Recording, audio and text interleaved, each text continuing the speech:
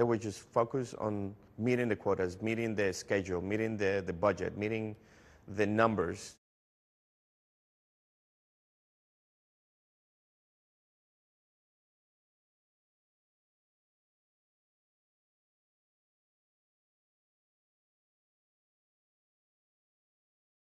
If the numbers look good, the state of the fuselages didn't really matter, and that's how I think the culture was driven in the Spirit. Throughout all this, you're picking up problems on fuselages that are being sent to Boeing. Are fuselages getting through to Boeing that still have flaws that have not been fixed?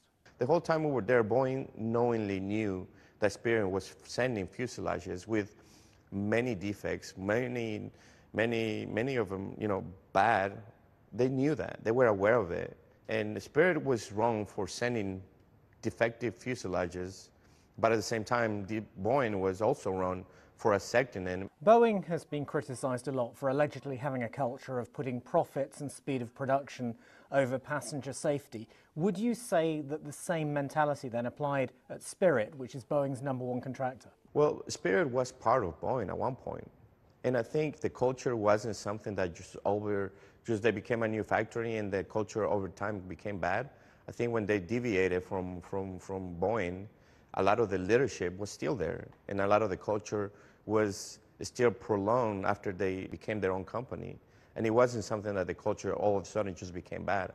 I think the culture was bad already, that over time just became worse. Now, you were picking up on these faults, you were highlighting them, you were flagging them up to be repaired. What kind of response did you get from your managers? Did they support you?